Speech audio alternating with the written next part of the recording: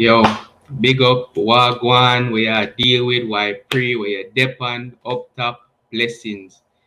Yo, it's been a really amazing past. How long has it been? 3 days now since Saturday. It's been really good, honestly. European champions, Manchester City. I had a really good feeling that this season would be the season that we get it done, honestly. Um, I'm just really happy that we could get ourselves over the line and we did it in dramatic fashion. We didn't just win a Champions League. Boy, this team, man, like it just continues to exceed my expectations, and I absolutely love it. Um, First and foremost, you don't know the thing go. You see the notes right here. Hold on. You see the notes right there. Like and subscribe. You don't know the thing go. Help out the channel. Just got to 60 subscribers. Massive, massive for the channel. You know, the real goal is to get to 100 by the end of the year. But we're taking our steps there. We're being consistent and we're going to get it done. But I've been spending these last 3 days or so soaking in this win that we had. It was a very long and difficult season. I know at the start of the season, not only rival fans but also Manchester City fans were not very confident in this team, and there was some doubt. And how we turned the season around from that into how we closed off the season historically, immortalizing the players that we have, it's just amazing. And do not let anybody downplay this Manchester City team. Don't let it happen, because that's the first thing they'll try to do. They'll say, "Oh, this treble was better than that treble. This three-peat was better than that three-peat." You still have majority of the United players from that team in a combined 11, and that team would smoke this one. Rubbish. Do not listen to it. I personally do not have an opinion on that because I wasn't old enough to see that United treble team. But come on, man. 24 years it's been since a team has completed a treble. 24 years. And the fact that we've come back around now and did it, we should be celebrating that, and we shouldn't be taking anything less than what this team absolutely deserves.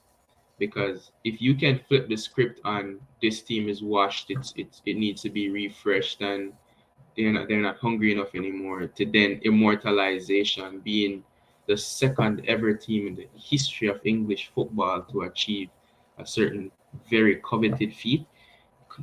You cannot downplay that to me. I don't know if you can downplay that to me. You are brilliant. And your bad mind really up there, trust me. But just thoughts on the game really quickly. Um, in my experience, I watched the game from home. I really wish that I could have I hope that there was an area like a bar or something close by me that would have had a showing of the game. I couldn't find any personally. When I was, before I moved down to where I am now, I could find bars like that really easily, and there would always be blues there to celebrate and enjoy with. But in this particular area, there isn't that much football focus. So yeah, it's peak. But hopefully I'm moving out of here soon, back to one of those areas with some real Manchester City supporters club that we can enjoy moments like these with. Wifey was home with me. She wasn't really interested in watching the game. She's not really a big football fan, anyways. But I still enjoyed it, even though it was just me. And going into that game, man, I was thinking about, obviously I expected us to win. I always back my team, but I was thinking about you know how heavily favored we are in the media, and what that might do to the players, not necessarily our players, because I know Pep would more or less straighten them out, saying, "Yo, do not by any chance think that this game is a given, that we've already won it, or that we have a God-given right to go on and win this game. You have to go and earn it." Knowing Pep Guardiola, he's not gonna allow anything less than full focus going into a match of this magnitude. And if we look at the Inter Milan team, well, if I looked at the Inter Milan team, I was thinking, what are they thinking though? Because they're seeing that they're massively underdogs.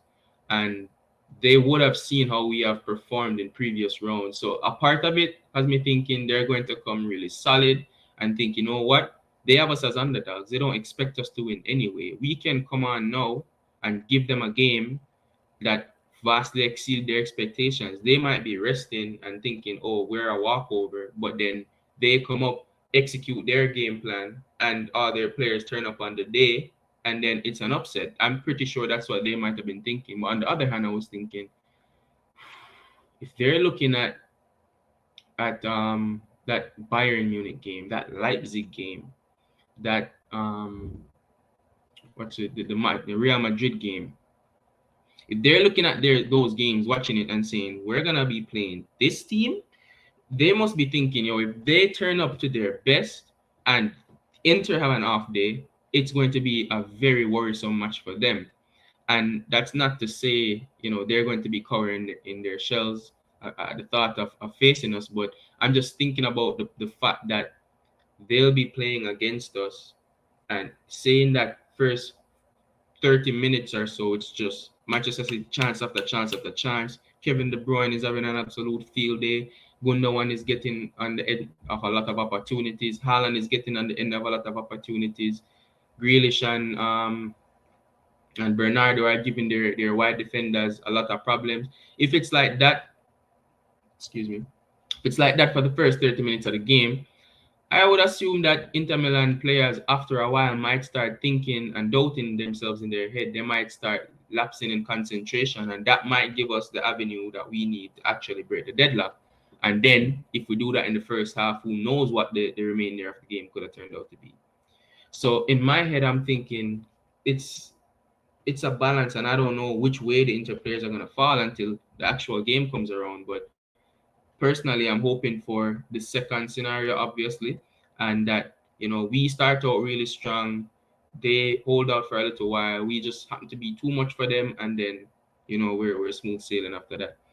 And my score prediction for the game is actually 3-1 or 3-0. I couldn't decide between how we would go about it.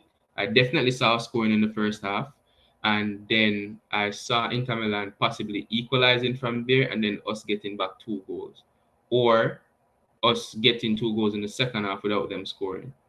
So, but obviously, it didn't turn out like that. Inter Milan, we'll get into Inter Milan soon enough. You see that play on words, Inter Milan. Cool, cool, cool. And regarding how I expected the game to play out, I mean, that was a bit of it, right? Like, our best players are on the ball, Kevin De Bruyne, and both our wingers dropping deep into the midfield, overloading them. John Stones moving up into those attacking areas, and occasionally it would be Gundogan who's slightly back, a bit closer to Rodri on the defensive side, and then we're just interchanging and attacking in multiple different like facets, and we just overload them and overbear them. That's what I was hoping for. But on the day, like it wasn't as simple as that. And that made it for a very cagey final. I think it was very physical.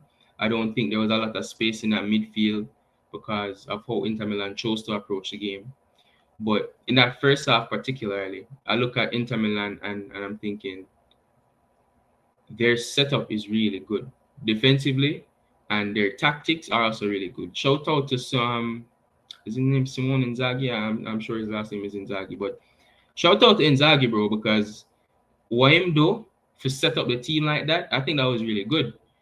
He didn't have them pressing from the front.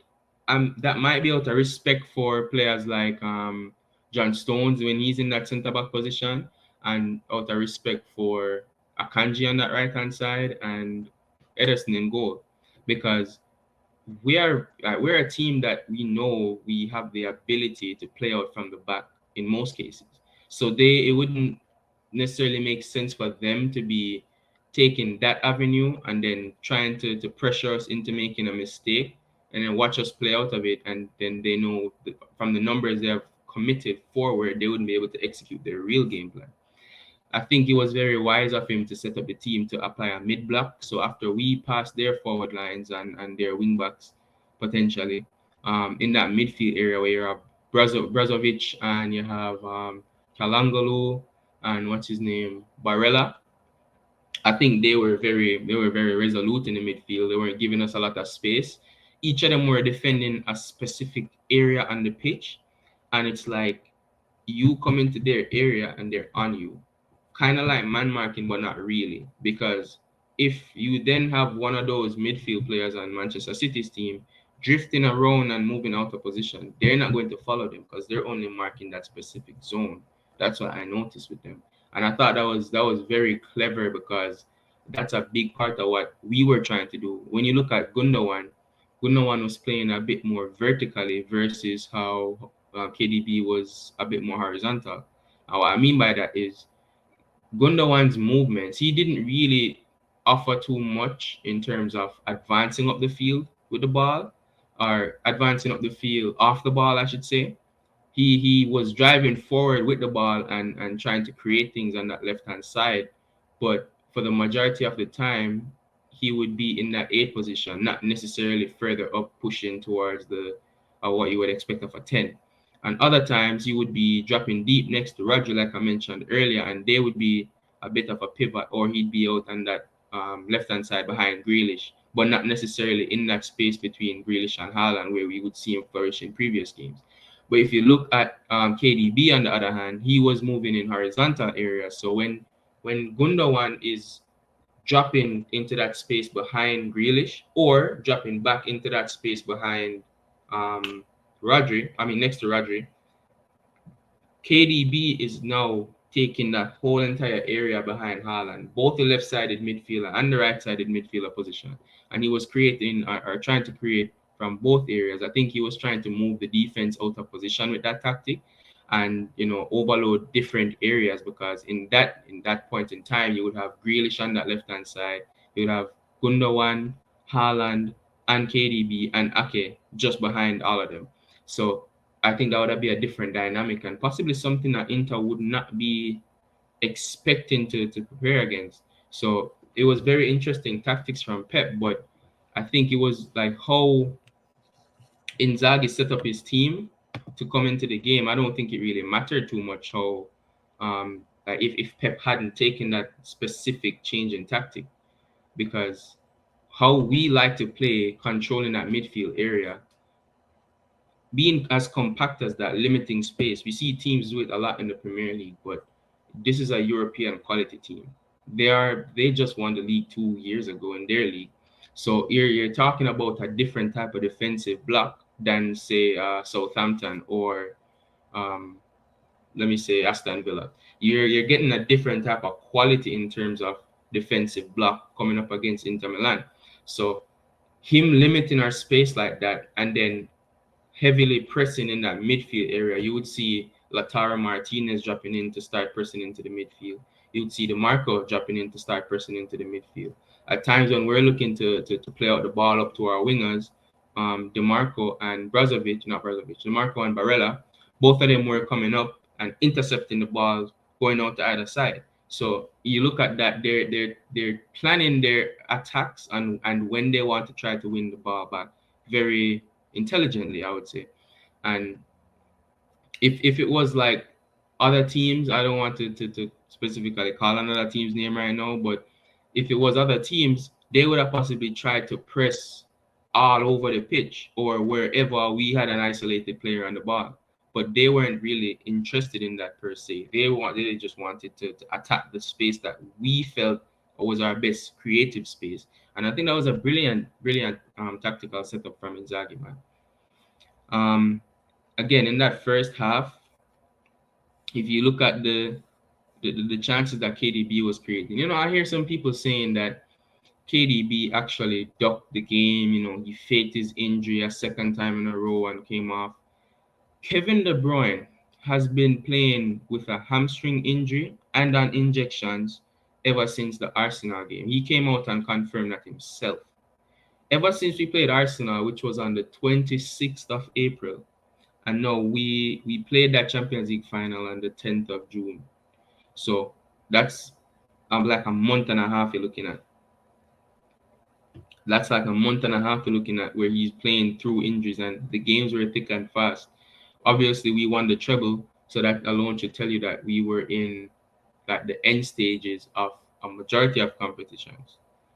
Yeah, a majority of the domestic competitions. We were in the latter stages of them. So the fixture build up and the congestion of fixtures was definitely being felt by the players. And if he was, obviously one of our most important players, if he was playing through injuries through that entire time, I can just imagine how painful I would have been, man.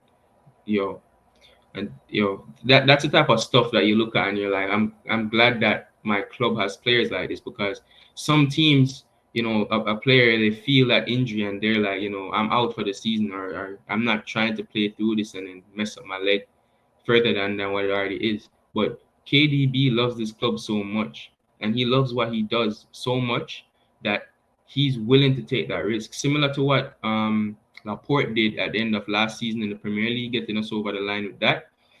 Similarly, again, Gundogan did this, not Gundogan, KDB did the same thing in this campaign to help us get onto our first ever Champions League trophy and the treble. So those two players, man, always have a place in my heart.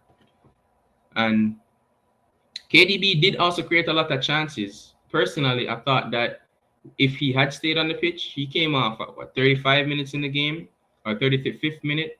So if he had played, say 70 minutes of the game, I genuinely think we would have scored like in the first half and or early in the second half, because our best chances before he came off came through him. I remember one of the chances, he slipped the ball through to Haaland, but he just happened to be like, minimally offside, and he took a shot that went over the bar, past Onana. Now I'm thinking in my head, if this was onside, I'm looking at Haaland and saying you should have done better with that shot, because I genuinely thought he was gonna score that.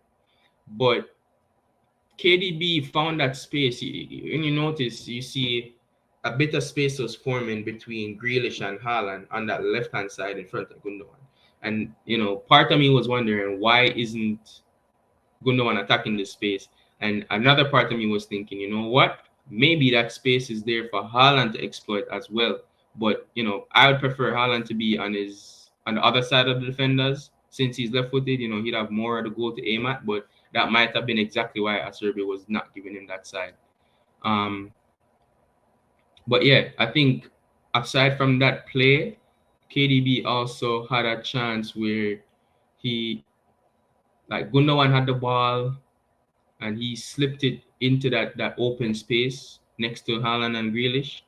KDB was the one who ran onto it, and as soon as he got his control on the ball, right at the edge of the box, he slips. And I'm thinking, yo, if he doesn't slip here, he is. I know KDB, and he runs up on the ball like that, yeah, man, I go blast it. And if he did, I'd be very surprised if Onana scored. I would just ask him to keep it on target and make it very difficult for him, because that could have ended up anywhere. And in moments like that in the game, yeah, could have been the opener, and that would have made it a completely different game. After that, I'm pretty sure he also looked to play Grealish into that same exact space, and he miscontrolled it. But all these times, I'm thinking, if Grealish gets that ball, man, he's just drifting into that open space, and he can either like go further down that line, still on his right foot, and try to curl it past Onana, or stay up top or stay high at the edge of the box and cross it in, or finish it from outside. And I'm just saying, like, there's so much more he could have done than just like, well, I mean, more he could have done if he had gotten control of it. I think that was a really good position for him, and if he had gotten that ball there, we're just looking at fine margins on how this first half played out. That's what I was telling myself in my head.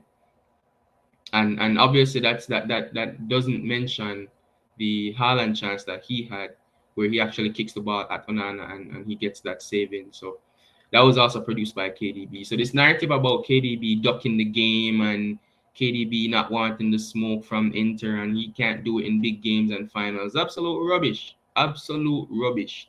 Because at the end of the day, the level of pressure that was on him in that Aston Villa game last season, when he was playing the ball through for Gundogan to seal our comeback, no one was saying KDB can't do it in big games and can't do it under pressure. So I don't know when, since it's been cool for people to use injuries as a reason to, bring down a player and say, oh, he didn't want the smoke and all that. Injuries are something I don't think any player wants to be injured. Definitely not. And if we're favorites in the game, like everyone says, and he knows he's one of our best players, we know he's not a player that's short on confidence. Why would he not want to finish out the game? It's just ridiculous how some people really come up with them foolishness sometimes. But Haaland versus Acerbi, I think that was a real battle for the game. Acerbi was full on man marking Haaland. I don't think it was then a case of defending the space for him. Like he was fully like doing a Rudiger job on Haaland. And I know I'm just talking about the first half right now, but all throughout the game, every single ball that went over the top towards Haaland, Acerbi was just there like, no, no, no, and he was just slapping it out of the air every single time. And I doubt Haaland won a single I doubt Haaland won a single header in that game. Trust me, I don't think he did. Um, and then we also saw Phil Foden get introduced in the first half as well. He had a few touches on the ball. I don't think he saw a lot of the ball, and I don't think he had many opportunities in that first half to then affect the game. But I'm not looking at that and saying, that's a slight on Phil, because at the end of the day, Phil Foden, is just coming off of the bench. He didn't expect to be thrown in at 35 minutes. And I would expect that after playing that, what's that, 15, 10 minutes or so and extra time, he would then be warm enough going into the second half to be more effective. That's what I was expecting from Foden in that. Or that's what I was looking at Foden in that first half and saying, he should be fine in terms of affecting the game in that second half. But now in that second half, I'm looking at Foden again in the midfield, and I'm thinking you are growing in confidence on the pitch. You're getting the balls in areas, and you're using your close control, similar to what Bernardo was doing or trying to do on the right hand side. He's using his close control in the midfield. He's playing so advanced up. It's kind of like he was actually playing as a 10, and he was trying to play off a Haaland and take advantage of that space between him and Grealish. So Phil Foden in that second half became a lot more dangerous. He had that turn on, I'm not sure who it was. It might have been Brozovic, if I'm not mistaken. But, he gets the ball and he just spins around and drives into that box. They take out Haaland or Haaland takes out defender. They both of them collide and they're on the floor. It was a madness. But then you have Foden 1v1 with Onana in his opportunity. And I think he should have scored that personally. I'm not here giving him a pass for that shot. I'm well, the shot in isolation, that is. I'm giving him a pass for the shot in the sense that, it didn't cost us and it wasn't like detrimental to us that he didn't score it. But I'm not saying, oh, good shot, good try. Like he definitely should have done better with that. I think it might have been a little bit too far ahead of him for him to get it fully under control. But at the same time, Onana didn't even have to dive to save it. He just kind of fell to the side and reached and grabbed the ball. So it was a bit of a poor or underwhelming effort. That's what I really want to say. It was a bit of an underwhelming effort in the end. But it's again fine margins. I'm not killing him for it. I'm glad that he could get himself in that position in the first place. And funny enough, he got a similar opportunity shortly after that, maybe 5 minutes or so. But instead of shooting, he then tries to feed it off to Haaland. And it reminds me of earlier in the season, Phil Foden was getting a lot of criticism, and I was one of the people who were criticizing him, that he was playing so selfish. He had the ball and he got into some great positions and he just wanted to shoot. He was just trying to shoot every single time. And Haaland was there free in space, like, yo, see me, like, give me the ball. I'm here to help you, bro. Like, you don't have to try all this by yourself. And we saw the slow transition of Foden then taking every shot that he got to, passing when he's supposed to shoot, to, okay, now he's passing and he's not even trying to shoot anymore. And then he's getting that blend of he's working well with Haaland, shooting when he's supposed to. He's getting his goals in. He's looking up now, seeing Haaland. Their connection is getting much better. He's linking up with the other players around him well as well. And that was like the earlier part of the season before he got his injury the first time, not the appendix one. But yeah, Phil Foden, man. I think he really will be playing in the midfield next season. Trust me. I think it's time. Pep Guardiola already said that he saw Phil Foden long term as a David Silva type of player in a midfield area. And I think he's now showing us that he wants to put Phil Foden there right now. We saw in those games against Brentford and the game against Chelsea that Phil Foden was occupying that midfield space more than he was in the wing. And Cole Palmer and who was it? Cole Palmer, Alvarez, and someone else started up wide.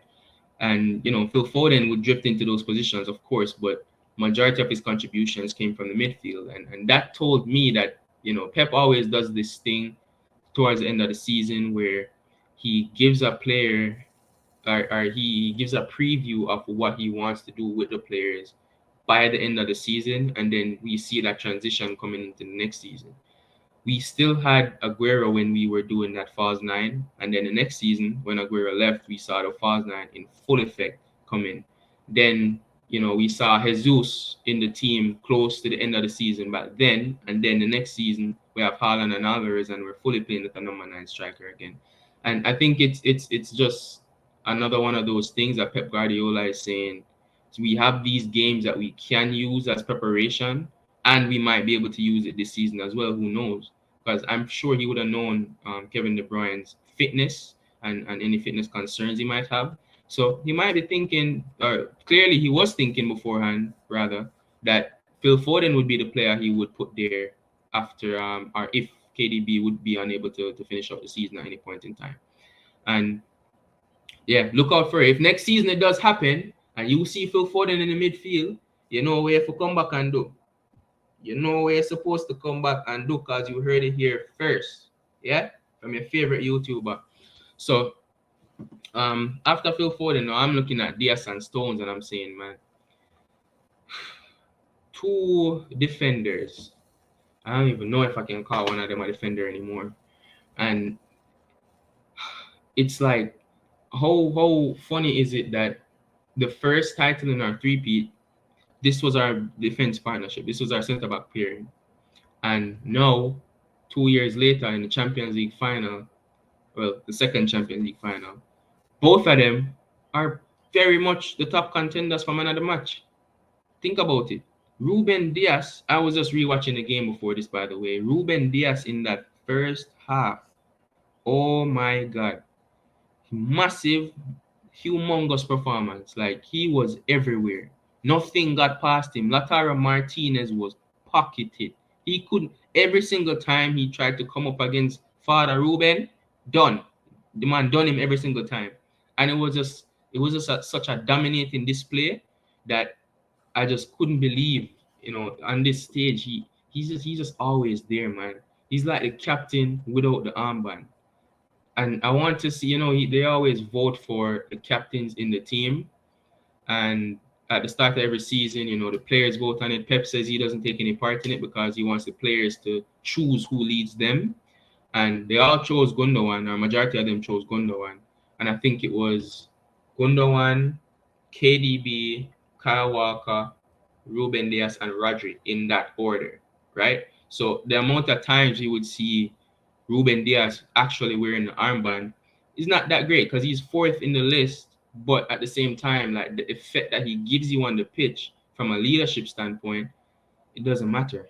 It really doesn't matter if he has the armband or not because he's orchestrating everything from the back line. I always say that when Ruben Diaz is vocal, you get the best Ruben Diaz because players like Akanji, players like Stones, players like Nathan Ake, you rarely see them out of defensive position when Father Ruben is back there because he's that sweeper right in front of the goalkeeper. He's looking at all of our other defenders and putting them where he wants them in that defensive line. He's like a puppeteer in a way.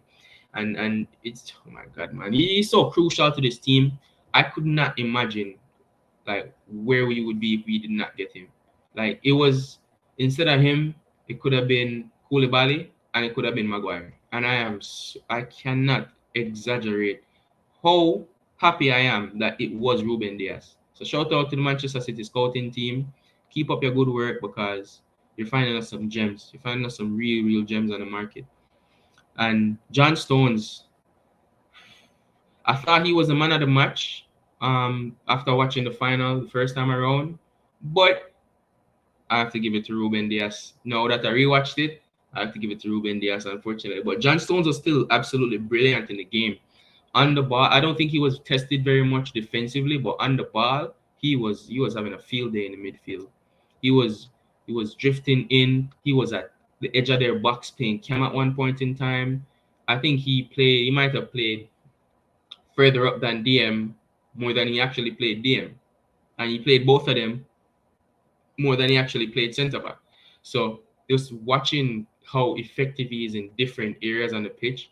There are times where he's overlapping Bernardo Silva on the right hand side and he's crossing the ball into the box.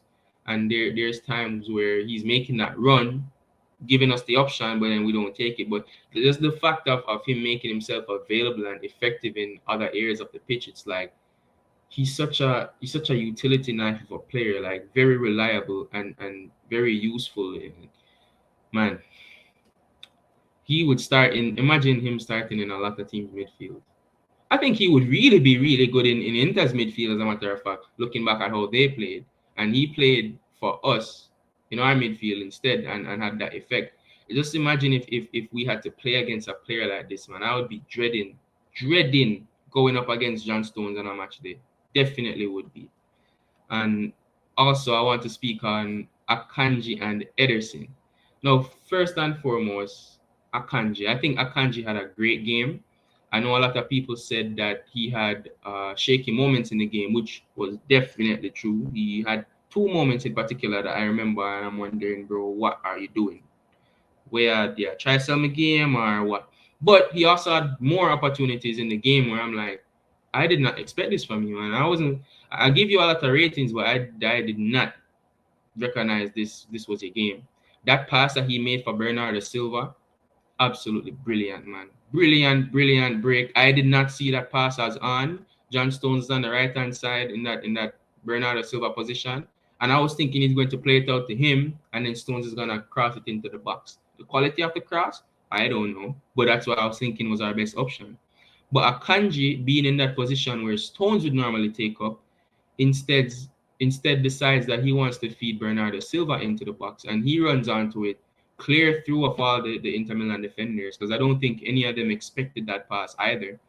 And from that, Bernardo Silva pulls the ball back, it falls to the feet of Rodri, and boom, just like that, history makers are, potentially history makers on the line, and we're in a really good position to go on and win the game.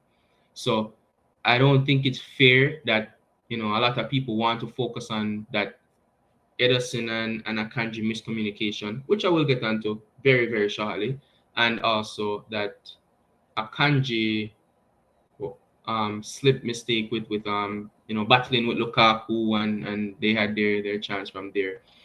But with that first one, oh yeah, I don't follow this agenda of focusing on those and then not giving him credit for what he actually had done. I think aside from Ruben Diaz, in terms of the ones who played centre back majority of the game, I think Akanji was our next best. I think he had a better game than Nathan Ake. I think he was better in both halves as well, even including maybe not the second half because of that those errors that he had. But I do think that in that first half he was clear of Ake was not really in the game that much. Not that he was performing poorly, but Akanji was seeing a lot of play and he was not making a single error. He was clearing the ball really well. He was defending really well in 1v1 situations. He was even getting on the end of headers, and he's not the best defender in the air. So, and his ball playing was really good. People like to complain that he takes an extra touch on the ball usually, but I think that's good that he does because he knows his limitations. He knows that he's not a John Stones or a Laporte when it comes to playing the ball, but he's still really good. And he doesn't make a lot of errors. I can't tell the last time, especially on the ball, he doesn't make a lot of errors where I'm looking at, oh, Akanji, you got really caught out here. Why did you do this? It's not often where he gives away a pass and you're like, bro, that was a terrible terrible pass and you just put us under the cosh. I think most of his errors are like lack of concentration on a particular conjunctional play. And times like that you want defenders like Ruben Diaz and John Stones who are level headed, not Akanji who's known to have a bit of a Bozo gene in him. But I do think that it does get overplayed a bit. Just a tad bit. It does get overplayed with Akanji. I think he's really good. His quality, he's had a brilliant season. I think he's been the most like overperforming player in our squad based on expectations, and I'm not taking anything at all away from Akanji, man. Brilliant signing. Um, in that Edison and Akanji mix up though, I'm not sure who to fully put the blame on for that particular play. I know that what's his name? Akanji had the ball, or the ball was in front of him. He was running towards it. Lautaro Martinez was running in hope of getting towards the ball. But I clearly saw Akanji signaling to Edison very early enough to come out and get the ball.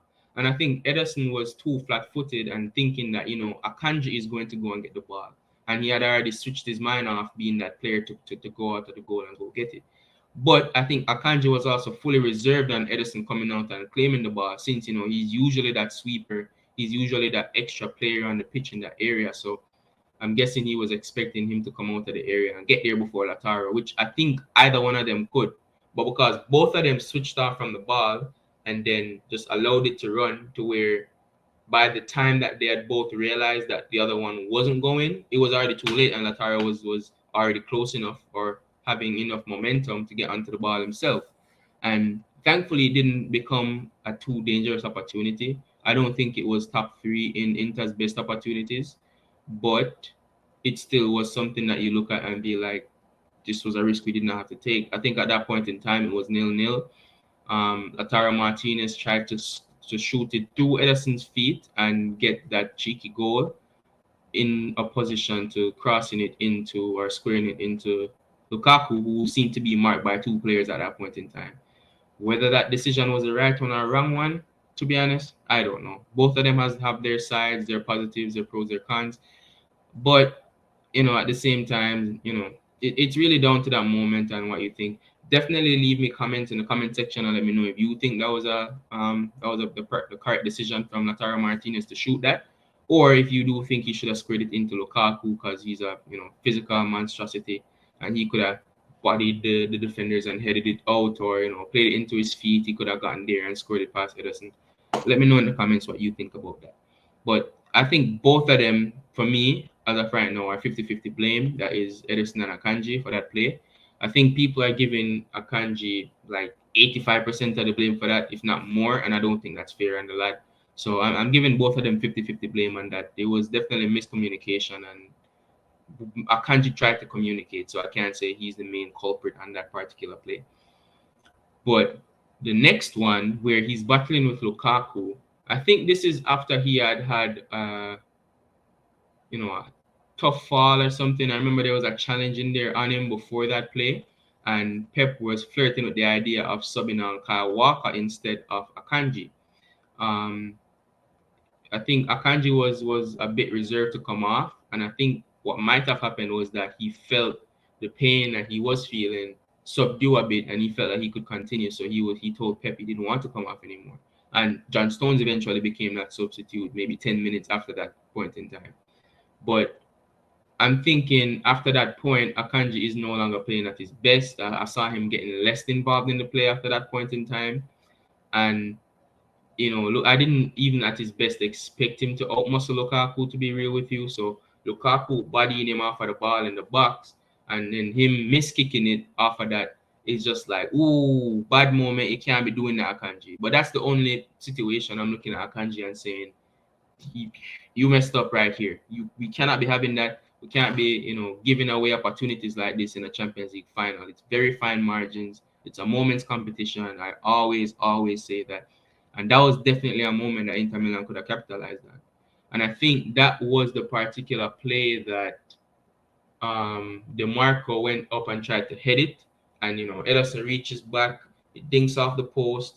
Lukaku jumps up and tries to get it back, but it's flying over his head because both of them are so close in line with the ball. And it goes over Lukaku's head. DeMarco is back behind him to head the ball again, but he heads it down into the ground. Lukaku just went up to try to head it away. So he's now coming down while DeMarco is heading the ball down into the ground. So it just goes off Lukaku, comes back out. I don't necessarily blame Lukaku for that.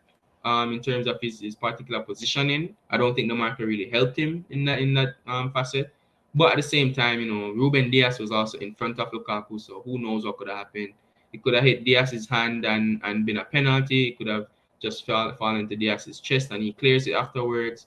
DeMarco could have, well, no, he put it on target, so I don't think he would have put it off target if Lukaku wasn't there. But, anything could have happened if Lukaku wasn't there. And I don't think it was his fault in particular why that deflected off of him.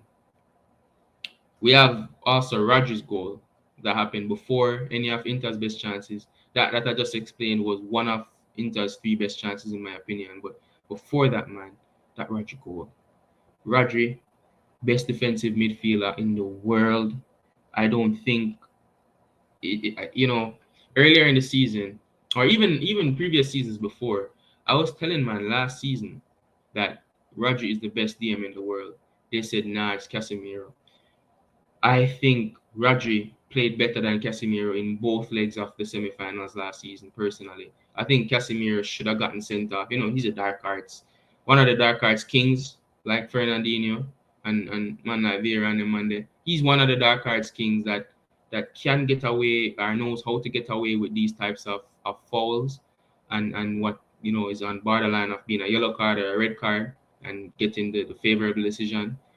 But in terms of like actually, being that presence in the base of the midfield, breaking up the play, intercepting the ball, being that rock that you can't get past because he's taking the ball from you before you pass him. I think he did a bit more, even playing on the ball and drifting into further up the midfield in those positions. I think Roger did that better than Casemiro last season. And when you look at comparing these players on who's better, you look at these games where they play against each other and you say, you know what? He dunked on his head right here. So you have to give him props for that. And to be fair, Casemiro did win that tie on both legs. So on one leg, but he did advance from that tie to go to the final. So you could say at the end of the day he won and all of that. But in my humble opinion, Roger had the better performances than Casemiro did.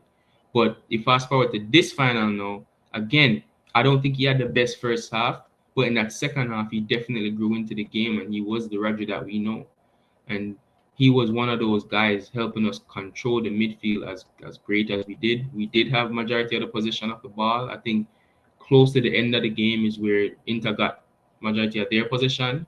But leading up to that Roger goal, I'm sure we had well over 60% possession of the ball, man. And he was one of those figures in the midfield, pillars, I usually call them, that just helped to give us that control and protection that we needed in the midfield area. And then he also comes up with the goal. I've always thought, I don't know where it came from with me, but I always thought that for a DM, you have to be some form of threat from range. Like it just adds an extra dynamic to your game, because if you're just that defensive monster that they're scared of being on the ball against, if you are at the edge of the box on the ball, they're probably relaxing. Oh, he's not gonna do anything with this. You can't do that with Roger. You always have to be on your toes, because if you give him an opportunity to shoot like that, you see how he steps up on it in such confidence. He puts it on the inside of his foot and just curls it around both of the defenders. Onana had absolutely no chance to try to do anything with that. Completely rooted on the spot, and the net bulges, and the entire Manchester City community, not just the players and the staff, the entirety of the fans, the ones who were in the stadium, the ones who were at home, the ones who were in their watch parties, everyone was going wild. I'm sure of it. And it was just absolutely amazing to see. It was scenes, and Rodri is immortalized now. I mean, all of them are immortalized now in Manchester City history, but it will be Rodri's name that is remembered when we look at that final and who got us over the line. So players like this, man, you don't always get them. It's very rare that you get a player of this quality. And I hope that he stays. I hope he stays for the vast majority of his career. I don't see him going anywhere, to be honest with you. I think he's one of those players that absolutely loves the club, absolutely loves the project that we have, and I think he will be with us for a very long time. But I'm just hoping and I hope that he stays at this level for the entire time of his Manchester City career. Because if he does, Rodri can go down as one of the best midfielders, defensive midfielders in football history. I think, playing alongside guys like Busquets for his national team, the level of, experience that those guys have and what they can teach to a younger player like Rodri and help him to elevate his game. Plus learning from Pep Guardiola. Played defensive midfield in his time and now has coached some of the best defensive midfielders, including Sergio Busquets. Then, playing in this Manchester City team who is so dominant, going on to win football's major honors, like Rodri can have a career that is remembered forever. He really can. He can be one of those names that is immortalized in football, and I hope he does it here. I really, really hope that he does it here. But back to Inter Milan's other two chances that I want to mention before I wrap up. We have the Lukaku header that he had, and remember, I'm tell you, these like both of these chances actually, they have to prompt me to speak on the boss, my general, Ederson, Ederson Moraes. Yo, two players. I will not allow anybody for this. I don't care if you're a City fan. I don't care if you're an Arsenal fan. I don't care if you're a Man U fan, Barca fan, Madrid fan, Juventus fan. I don't care. Don't come to me and try this Akanji, and don't come to me and try this Ederson. Because it's not that I won't defend any of the other players, but our fan base usually will defend all of these other players. But I don't see guys sticking up for Ederson and Akanji like they should be. Ederson on Saturday, he was absolutely brilliant, man. That header that Lukaku put against him that actually went fairly towards him, to be fair.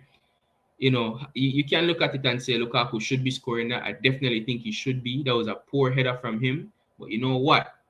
With Ederson, a big part of why people don't respect him is that if you would ask a rival fan to look at that chance as it's going at him, they would probably say, you know what, he's gonna concede this because they don't rate him as a shot stopper. Even though it was fairly at him, what you see from Ederson is the reflexes that just went off immediately, like Spider-Man senses. And the moment that, because Lukaku is like 5 feet away from him, he's in between Ederson and the penalty spot. So he's basically point blank hitting the ball, and Ederson just quickly drops his hand and knee, and he gets something on it, pushes it out. And I'm thinking, you know what? Another goalkeeper, they're in that position, and that ball's coming at them. They might get a hand on it, and it still ends up in the back of the net. Or the fact that it goes down into the ground, it swerves and past them, and it's like, oh wow, he's cuffs it. It's kind of right at him, and it's terrible from the goalkeeper, but Ederson made that save, and if he hadn't, I think we would go straight into penalties after that, because Inter Milan would have then looked at the fact that this is very late in the game. They haven't had much opportunities earlier on, and they wouldn't fancy themselves to then come up with a winner in extra time. I think their game plan would be to take it into penalties or nick something like that again just before penalties and get it over the line that way. But Ederson kept his clean sheet right there, and he made the next best opportunity that they had to be a corner in the 90 plus 5 or 90 plus 5th minute of the game. Not sure. I don't remember who took it. It might have been DeMarco. I think it was probably Bastoni who flicks it on, and it is going on target. It's going into the back of the net from that point in time. And who shows up again? Ederson Moraes, number 31, my goalkeeper. And he's out there, outstretched arms. He pushes it away outside of the box. And it was, I think, Bernardo Silva and Brazovic who was going towards it. And it goes out on the end line. The referee blows a whistle, and it's pandemonium in Istanbul. The City fans, I'm sure they were there. I was here sitting at home, and I was just looking at the screen. I'm looking at the players celebrating. I'm looking at all the staff running out on the field celebrating with everyone. And I couldn't believe it. Like it still hadn't sink in as yet. And to be honest, I think it's only maybe today or yesterday that it just sank in for me because I've been a bit mesmerized by what I've witnessed over this past week. That FA Cup final and this Champions League final, they're some of the best times in my Manchester City time supporting the club. So I'm very glad I got to experience it. It was a brilliant game from Inter Milan, and I think people are a bit overdoing it when they say they were the better team on the day. I think they're a bit overdoing it with that. I do still think Manchester City were the better team in terms of the volume of chances that we created. But you could argue that the quality of chances that Inter Milan create, well, I think the quality of chances are debatable and fairly equal as well. So we'll save that for another day. But I do think that we were the better team on the day, but it was very close. I think it was really fine margins. I think if Inter Milan had won the game, it would be hard to say Manchester City should feel well. We feel hard done by on the fact that we wanted to win and we were the massive favorites according to the media, and we were coming into the game expecting to win. But if Inter Milan had won the game, you have to say it is deserved because their game plan was very well executed and very well prepared, and their players, a lot of them showed up on the day. Can talk about Kalangalu that didn't have his best game. I think he was fairly poor on the day. I think um what's his name, right wing back Dumfries. I don't think he had his best game either, and it was just fine margins that defined the game, and fortunately, it was in our favor. The fourth Champions League final to finish 1-0, and this time we were on the positive end of it. Last time around, it was Chelsea beating us, and now it is us beating Inter Milan. I can't say I feel sorry for you, Inter Milan. I do respect that what you came out with, but I am so happy, so happy, more than you can believe that we came out with it. And also, don't forget, I did say at the start of the season that we would be winning the Champions League, and this is my proof of that. This is my proof of that. I said I don't want the Premier League version of this shirt. I want the away kit, and I want the Champions League badge on it because I have a feeling that with Erling Haaland, yes, it's Erling Haaland on the back. I do have a feeling that with Erling Haaland, we would get the Champions League over the line this time around. And it might not have been by his goal, like I predicted in my preview, but I do think that he still played his role fairly well. Not one of his best games, as Acerbi did kind of pocket him to be real with you, but that's he had his hands full for the entire game with Haaland, and he was unable to affect the game outside of just man marking Haaland. So I think Haaland will take that win, and I definitely will take it as well. But yeah, that's my breakdown of the Champions League final. If you didn't get to catch it, reel it up back, start from the start, and leave me comments in the comment section and let me know what your thought was on this game. Man of the match, Ruben Diaz. Prediction was 3-0 or 3-1. It came out to be 1-0, but I'll take it. Until next time, guys. Big up. Don't forget to like and subscribe, but I'll see you on the next one. Peace.